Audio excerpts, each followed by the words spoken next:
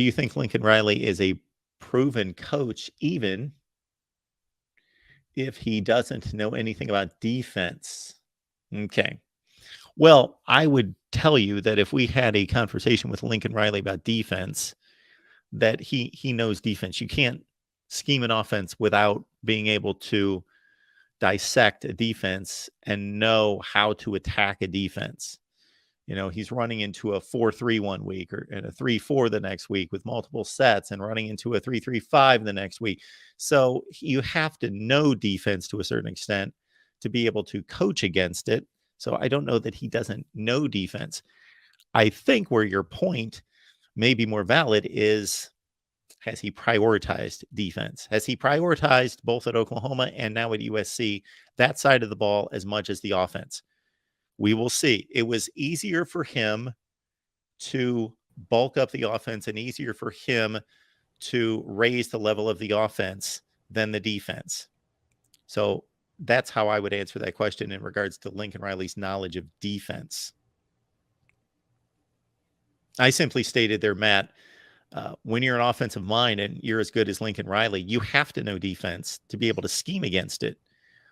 Maybe he can't teach a defensive tackle technique or something like that. He's not a position coach, but in terms of the coordination of the offense against the defense, he's seeing a 3-4 one week, then he's seeing a 4-3, and then a 3-3-5, multiple sets and different coverages and all sorts of exotic blitzes, so there would have to be some level of defensive knowledge. It's more about, is he going to address?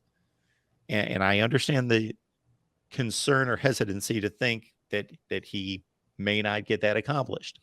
I get it. Well, and the main thing with Lincoln Riley is, and Oklahoma fans, like, again, I talked to an Oklahoma insider for 4 hours in the off season for our Riley Files podcast series, and go ahead and Google it. And we have all 12 episodes in our archives at Trojans Wire. Okay. So like, you can listen to our conversation. Like, we praised Lincoln Riley where he merited praise, and we criticized him and also Alex Grinch where they merited criticism. So it's like, it's not as though Trojans Wire, myself, were ducking or avoiding the tough questions.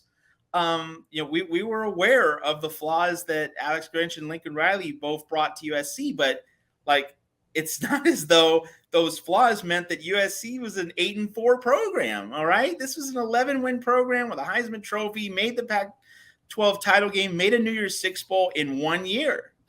Took all the mess from Clay Helton, flushed it away, didn't create a perfect team, but like, I was on record as saying before this season began, the college football playoff was a bar set a little bit too high for year one. So like, I think I had pretty realistic expectations.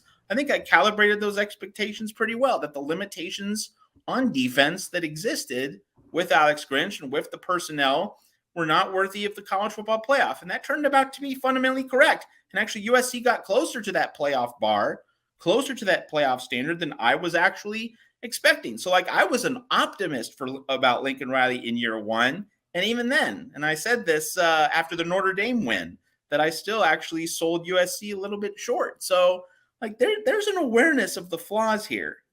And you can listen to them at the Riley Files. And our Oklahoma insider again said that Lincoln Riley is going to come to a point where he has to choose excellence over loyalty. And he has to, really look at what's going to help him to have the best possible chance to win at an elite level. And he's running up against those choices. And so here we are. So like, now we get to see what Lincoln Riley is made of in terms of his maturity, in terms of his willingness to make these tough choices. We're going to find out. It's actually going to be very interesting. But while Lincoln Riley has these flaws and he has what one could reasonably consider a crisis, and maybe that's too severe, but I think, if you wanted to say it's a crisis, it's fair to put it that way. Let's at least say that this crisis is occurring within the context of winning 11 games. It's not as though this first year was a crash and burn. And, like, look at Mario Cristobal, all right? Like, that is a situation, that was a crash and burn. And that's a situation where, the future of a program is truly in question. Not to say that USC's future isn't in question. Of course it is, but not nearly to the same extent, not nearly to the same severity.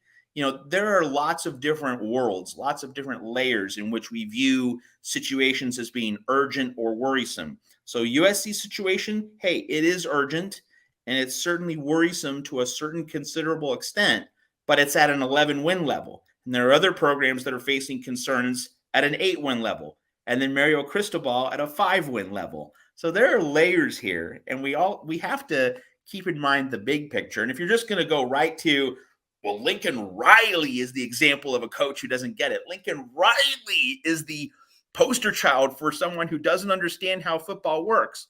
When you're going right to the 11-win coach and you're citing him as the unique failure or the unique problem or the unique example of a guy who isn't proven, then you're just stamping yourself as unserious, because there's Mario Cristobal. There are other coaches, with middling records who either barely got to a bowl game or missed a bowl game. Lincoln Riley loses a New Year's Six bowl by 1 point. Are we going to at least look at the coaches who failed in their first years at programs, good programs, notable programs, high visibility programs, to a far greater extent? If you're just going to say Lincoln Riley is the example, he's the epitome of everything that's dumb or wrong or flawed, get out of here. Turn in your football analysis card, all right?